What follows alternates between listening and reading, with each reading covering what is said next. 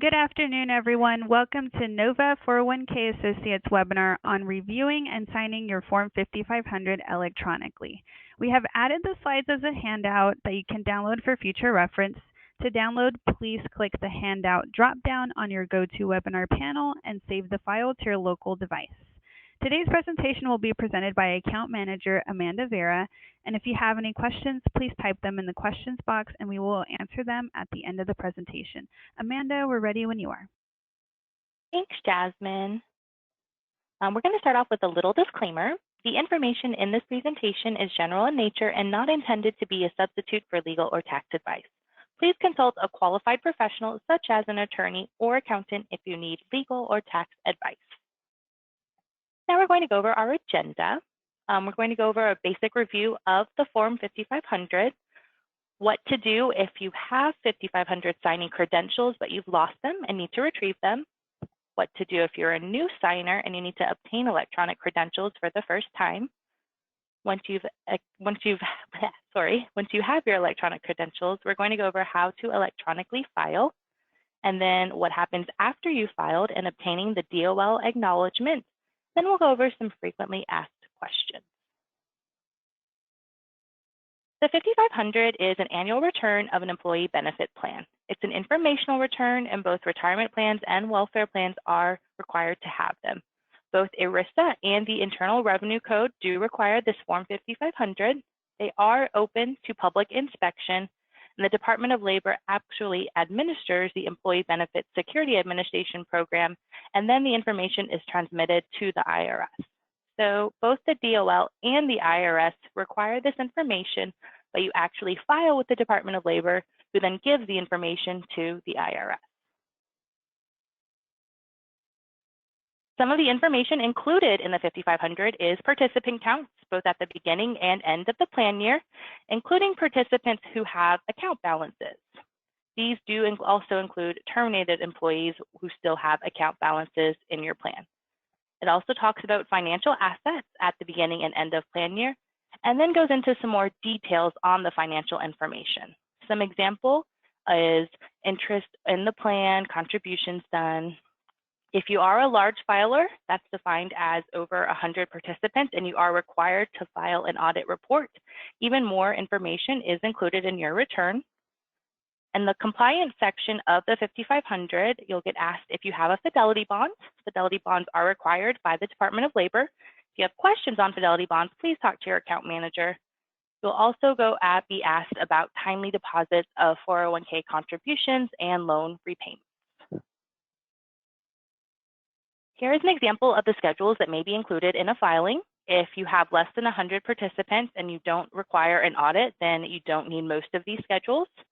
And then if you are an audited plan, some of these will be given to you. And then something to keep in mind, both the Schedule MB and SB, those are for defined benefit plans, not defined contribution.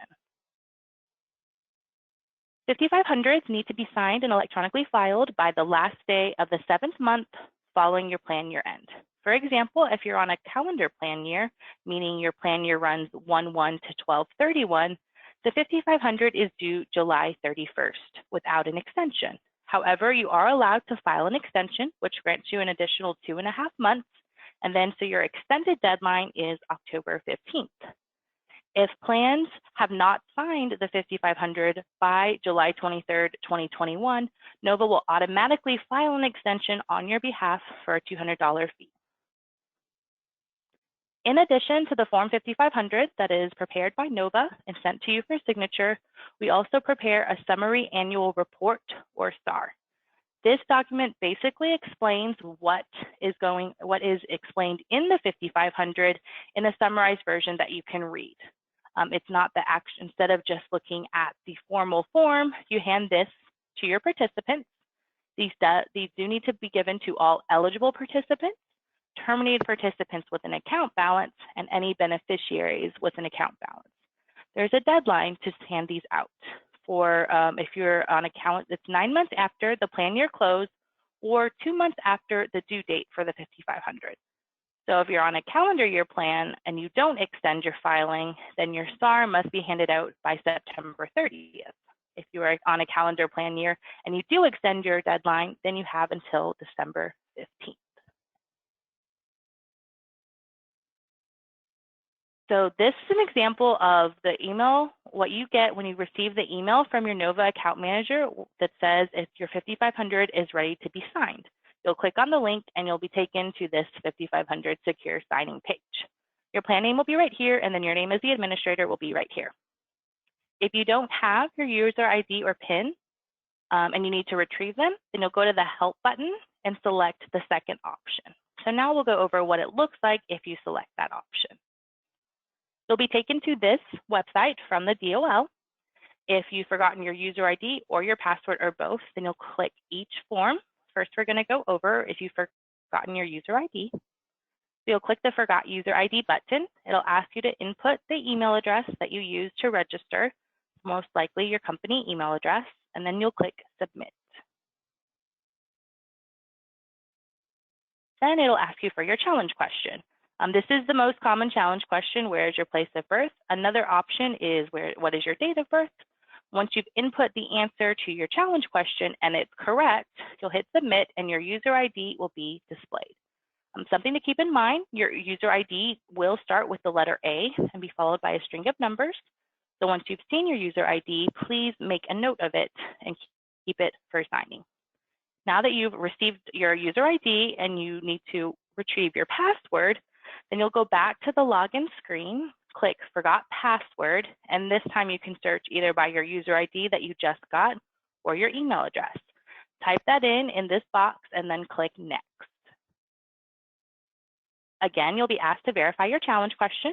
Once you've answered it, you'll click Submit. So now you'll have to get a new password. Whenever you forgot your password, it's not going to tell you what it is, it's just going to have you change it. So you'll follow the requirements that are needed for the password, type it into new password, and then confirm new password, then click Submit. Once you've typed it in and click Submit, you'll get this message that says Forgot Password Confirm. Your password has been successfully changed, and click the Login button. Once you've logged in, this is what the filing summary will look like. You'll have your user, which is going to be your name, and then you click this button, the View Your PIN. The PIN is a 4-digit number. So once you've clicked View Your PIN, then write that down with your user ID, and you are ready to sign your 5500.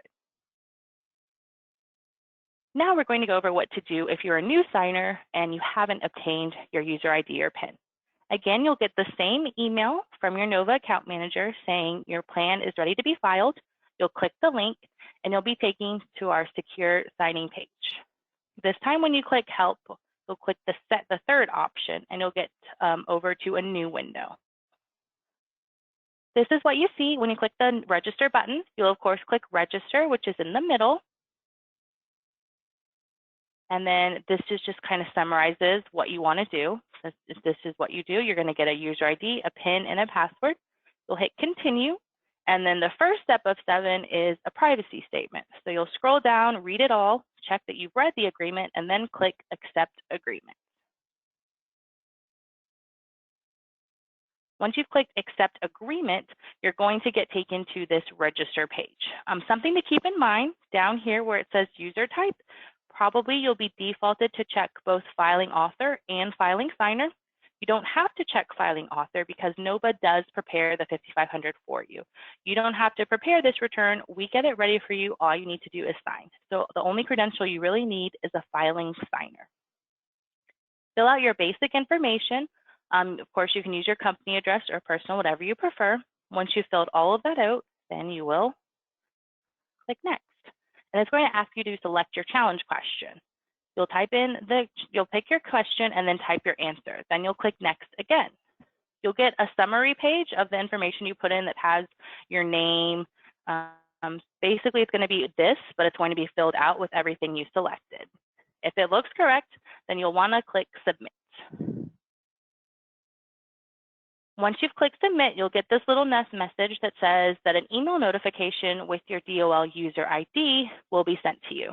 Go to your email, and then you'll click on email, and there's a link that it asks you to click so you can come and finish setting up. So you've gotten the email, you see your user ID, and you've clicked the link. Now it's time to set up your password. To register, to continue your registration, you do have to verify your challenge question.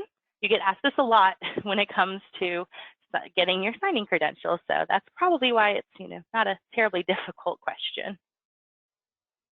Then after you've answered your challenge question, you'll have two agreements. You'll have the PIN agreement, and then you'll have the signature agreement. Once you've read each of them, then you'll check the box that says, I have read this agreement, and then also check the accept agreement button in both steps. Now you'll have to create your password. So again, you'll have the same requirements that we looked at when we were retrieving passwords. Fill out your new password and click Save. Once you click Save, you'll see your user ID and your PIN. It'll be shown on the next screen, as well as a confirmation of successful account activation. Now that you have your user ID, your password, and your PIN, you'll want to save that. Something to keep in mind is that although you have 3 items here, your user ID, your password, and your PIN, the only 2 you actually need to sign your 5500 annually are your user ID and PIN. So if you always have your user ID and PIN available, it's okay if you don't have your password. It's just recommended you keep that in the event that you can't find your user ID or PIN. Okay, so now we have signing credentials and we're ready to go. So as we mentioned before, you will be emailed an invitation from your Nova account manager with the website link. You'll come to this page, our secure signing page, and there are a couple things to do before you actually sign it. First, you can click View Filing. This will pull up the 5500 in a separate window, so you can go ahead and look through it, make sure basic information is correct. And then another thing you'll want to do is download filing and attachment. Once you download filing and attachment, you'll get both your actual 5500 and the summary annual report, or SAR. You'll need to print the 5500 and sign it with an ink pen. You'll also need to make sure you get the SAR ready so you can hand out to your participants by the deadline. So after you've reviewed your file and you've determined that all of the information is correct, you'll go ahead and sign your printed copy with an ink pen and keep it in your records.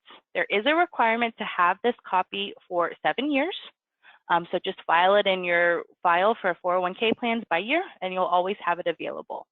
If you notice that something needs to be changed, for example, you have a new address or phone number, please notify your account manager before you sign. That way, the account manager can make the required updates and send you a new signature ready 5500. If you let them know after you've signed, then an amended 5500 is required, and that's an extra project. So now we're at the final step.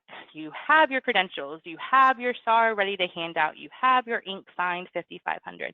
Now it's time to actually electronically submit it to the DOL. So you'll click right here where it says user ID. You'll type in your user ID. As we mentioned, it's going to start with the letter A, followed by a string of numbers, and then you'll type in your 4-digit PIN. There is a new option where you can click Save Your Signing Credentials on your computer. This is newer, so we haven't seen how well this works, but I think the intention is that you don't have to always fill it out every year. So that's kind of neat. Once you've input all of this, click Sign and Transmit to eFast, and you are done. How do you know that the DOL has received it? So you will actually get an email acknowledgement that says the DOL has received your 5500. In addition, if you go back to that original email from your Nova account manager and you click the link that says click here to sign the 5500, this is actually what it will look like now. When it says the filing has been received by the DOL, that means they've received your form, and you have signed it by the deadline. So awesome job. We do offer an e-signature service by Nova Associates. There are a lot of things to keep in mind, however, before you do decide to go with Nova to sign for you. One thing is the plan sponsor and plan administrator must sign a paper copy of the 5500. They also must sign an authorization form, and Nova must receive a fully executed 5500 package, which includes the signed 5500 and the signed authorization form at least 5 days prior to deadline. This is a big thing to keep in mind. Signers, you need to know that the image of your signature will be posted on the public DOL website. Since 5500s are public record and anyone can search them, if someone searched for your company and you had Nova sign for you, they'll be able to see how you sign. There is an additional fee as well if you do want Nova to sign on your behalf. Our preferred method is for the plan sponsor to electronically file yourself, and our account managers are happy to assist you with any questions. We can walk you through steps if it's getting a little confusing. We have several handouts, including this PowerPoint that goes into detail. So we're definitely here to help you in any way to sign it yourself. However, if you are interested in the e-signature program, please contact your account manager for further details, and they'll help work that out with you. Okay, so before we move on to some frequently asked questions, are there any questions? Hi, Amanda. Yes, we did receive one question in, so I'll go ahead and read that for you now. If we are terminating our 401k prior to September 30th, 2021, do I still need to send participants a SAR? That is an excellent question. In the event of a plan termination where the accounts are completely taken out already, there would not need to be a SAR. That's only if you have an active plan.